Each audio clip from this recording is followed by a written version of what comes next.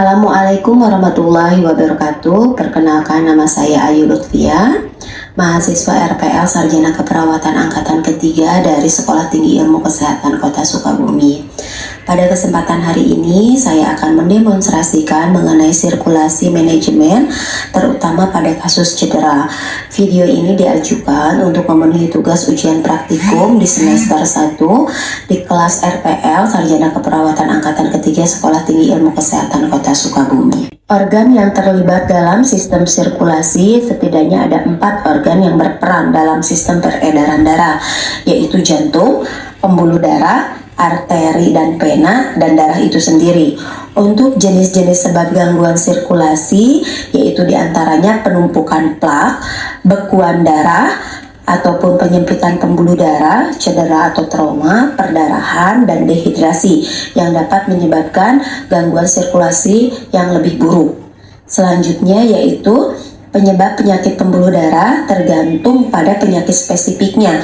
Penyebab tersebut diantara lain yaitu genetika, penyakit jantung, yaitu kolesterol dan hipertensi, serangan jantung dan gagal jantung, iskemia, stroke, aneurisma aorta, aterosklerosis dan penyakit arteri koroner, penyakit arteri perifer, DPT, berbagai macam kelainan darah seperti anemia, polisitemia, trombositopenia, kanker darah seperti leukemia, limfoma, dan myeloma. Terjadinya infeksi, cedera, obat-obatan termasuk hormon, dan terkadang penyebabnya tidak diketahui. Untuk tanda syok pada umumnya yaitu terjadinya sesak napas, kulit berkeringat sehingga menjadi akral dingin, pucat, pusing, jantung berdebar, denyut nadi cepat dan lemah. Tanda gangguan fungsi jantung diantaranya nyeri dada, dada terasa sesak, terasa ditimpa benda berat sehingga nyeri bisa menjalar ke lengan,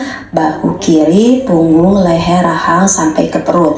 Detak jantung cepat, gangguan di pencernaan, sesak napas, pusing, serta berkeringat dingin. Terdapat kasus terjatuh dari motor sehingga terjadi robekan di lengan sebelah kanan.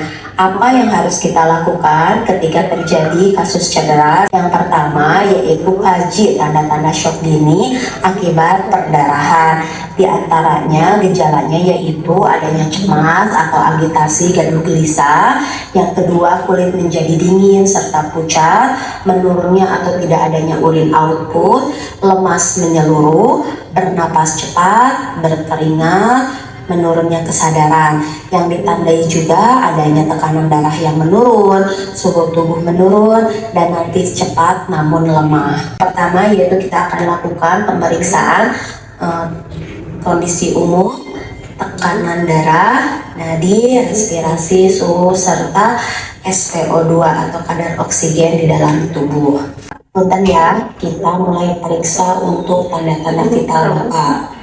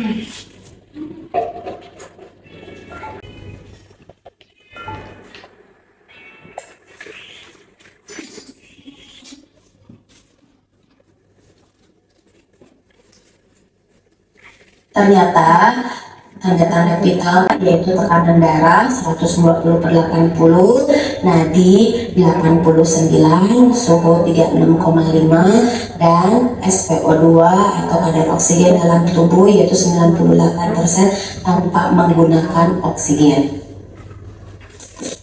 Baiklah, karena di sini terdapat kasus cedera dengan terjadinya pendarahan yang dikhawatirkan terjadinya shock hipovolemik yang diakibatkan karena pendarahan. Alat-alat yang saya siapkan yaitu yang pertama infuset untuk mengganti rehidrasi cairan, yang kedua untuk membalut luka karena pasien terdapat luka robekan di lengan sebelah kanan. Pertama-tama kita lakukan penghentian pendarahan pada luka robekan lengan pasien, di mana pada prinsipnya pendarahan eksternal diatasi dengan teknik penekanan langsung pada luka, penekanan nadi, dan elevasi jika memungkinkan. Alirkan luka terlebih dahulu agar terhindar terjadinya infeksi dengan menggunakan cairan NaCl 0,9%. Selanjutnya, setelah selesai dibersihkan, kita berikan obat antiseptik.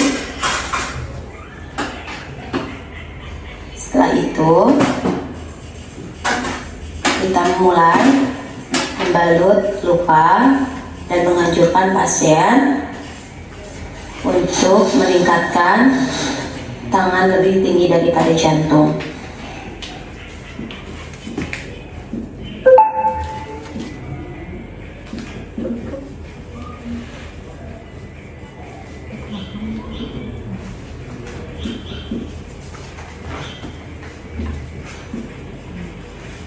Torniket hanya dilakukan pada kasus-kasus pendarahan dengan luka amputasi. Selanjutnya, periksa adanya pendarahan internal, yaitu ditandai dengan adanya memar di sekitar nyeri tubuh, pembengkakan terutama di atas alat tubuh penting, cedera pada bagian luar yang juga mungkin merupakan petunjuk bagian dalam yang mengalami cedera, nyeri, bengkak, dan perubahan bentuk pada alat gerak, nyeri bila ditekan atau kekakuan pada dinding perut sehingga dinding perut membesar, darah, buang air besar berdarah, baik darah segar maupun darah hitam seperti kopi, adanya luka tusukan khususnya pada batang tubuh, darah atau cairan mengalir keluar dari hidung dan telinga, batuk darah, buang air kecil bercampur darah, gejala dan tanda shock. Jika tanda-tanda tersebut terlihat atau teraba pada pemeriksaan fisik, lakukan sesegera mungkin pertolongan pertama untuk penata laksanaan korban dengan pendarahan dalam. Selanjutnya yaitu pemasangan kateter intravena, dipasang 2 jalur jika pasien memerlukan rehidrasi yang cukup banyak, dan sekaligus mengambil sampel darah untuk pemeriksaan laboratorium.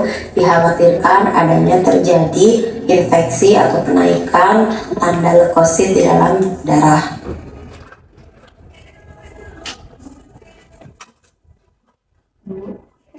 Pak, saya lakukan pemasangan infus ya.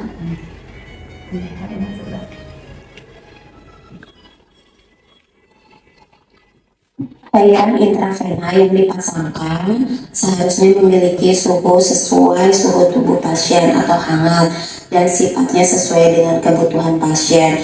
Karena ini terjadinya kehilangan cairan dan darah, jadi kita akan lakukan pemberian cairan berupa cairan kristaloid.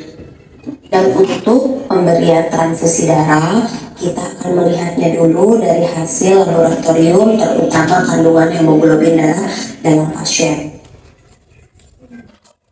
Kateter urin atau Dower kateter dapat dipasang bagi pasien-pasien dengan terjadinya shock berat.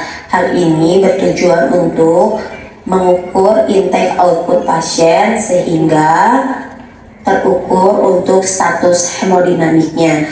Setelah selesai, luka sudah ditutup dengan rapi karena tidak adanya tanda-tanda fraktur, maka bidai tidak dipasangkan.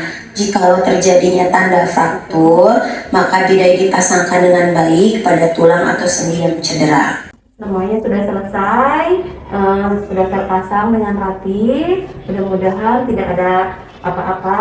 Bapak sehat kembali. Saya pamit ya Pak. Assalamualaikum.